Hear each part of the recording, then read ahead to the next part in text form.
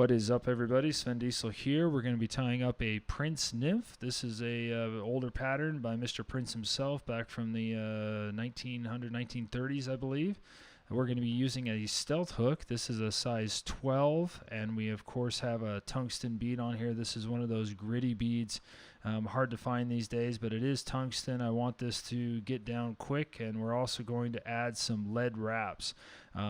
This is 0.020 lead wire, and what it is it's going to act for two purposes. The first being, one, add a little bit of weight, help it get down. Two, help keep it in that bead up in the front so that it's not getting in our way, because whenever we're working with biots it becomes a pain sometimes.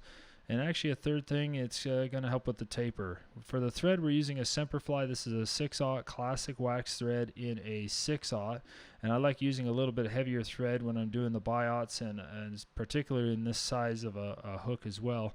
And I'm just going to start my thread behind there, wrap over this tag end, and it should just kind of snip out. And then I'll do a couple 45-degree wraps over those lead wraps, just so later down the road I'm not going to have the thread go in between those. And then we will work our thread down the hook shank, keeping that tag end kind of on the top, and then we'll go ahead and hold tension with our bobbin hand and pull that off. So next step, we're going to be tying in some biots. I typically use Goose biots for these, or if I get into some larger ones, I'll of course use turkey biots. For the tail here, this is a golden stone. We're going to take two of the larger ones, so down towards the base of the feather here. These are strip biots, so we don't have the other side. These are just the biots that we're going to be using. And if you never tie with biots, they kind of curve one way. And so what we're going to do is we're going to take them apart and kind of flip the one of them around and then place it right back on the other one and line it up. That way they're kind of curving away from each other.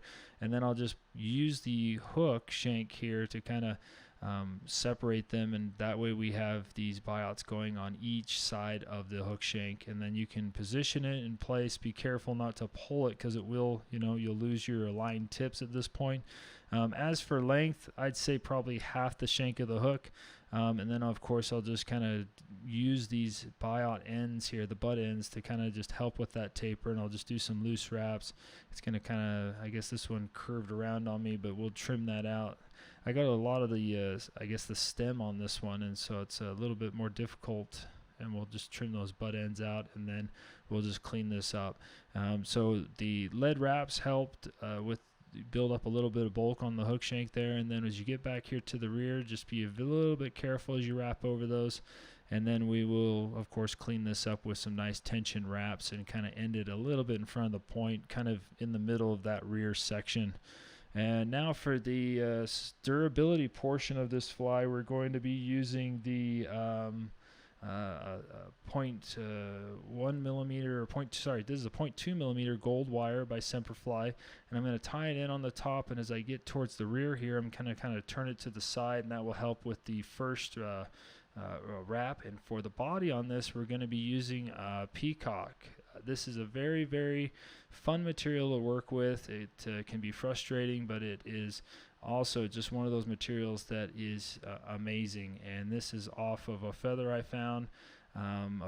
Well, I guess it was given to me by someone while we were out hiking, and so we're going to of course be a little bit careful with it. But some of these feathers are better than others, but I'm going to put a nice little clump in, and we're going to lay down a little bit of super glue. That way when we put this peacock down, it's going to add to the durability. The wire is going to also reinforce that. I'm going to pinky my thread, grasp those fibers together, and then of course we're going to use our rotary function and just let those fibers slide through my finger as I advance up the hook shank. Now I'm kind of letting those fibers splay out a little bit, and you'll do it a little bit more dense as you get up towards the portion here we're at now. Look at that taper. The lead wraps, the biots, the thread, it made it really easy. And then of course we don't want to crowd the eye. I'm not trying to shove as many wraps of this peacock into the gap here between the bead and the body. I'm going to leave a little bit of room, that way when we tie in our hackle, our wire, and our biots later, we're not going to have a huge hump there. We're not trying to create a scud back. Now I'm going to do the wire the opposite direction that I wrapped that Peacock. That way the super glue helped to bond it to the hook shank, and then this is just going to really increase the durability. Also, the ribbing adds a little bit of flash. I think it is double effective with the flash and durability. You can't go wrong with a rib fly, in my opinion, and so that's what we're using for this. There's a lot of different materials you can use for that. Some tinsel. I've seen that oval, French tinsel, and I just like wire. So checking my biots. For our hackle, we're using a hen hackle by Whiting Farms. I'm trying to match that golden stone biot. This is a medium ginger. We're going to select a feather right here, kind of off the rear leg, the thigh, and I'm going to prep it by checking the length of the fibers first. I want it to be almost the length of the hook shank. I think I've seen measurements like 1 to 2 times the hook gap. I think it's just personal preference. This is a really, really dense feather. The hackle fibers are amazing, and so I'm going to prep it, cut the tip off, so I've got a little tie-in point here, kind of a triangle.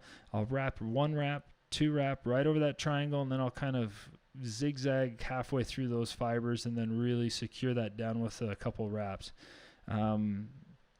Sometimes this pulls out, sometimes it doesn't, but with that little triangle V of hackle fibers, I found it holds in a little bit better. It also helps at this point not to, eat your Wheaties and really pull on it that first wrap, but as we come up and over, I'm going to, of course, lay down a little bit of tension as I come up and over, and that way we are very, very secured. And I'll go ahead and tie off that stem with a wrap over it. I'll do a wrap in front of it, another wrap behind it, and those 3 wraps pinch that stem, and we can go ahead and cut it off.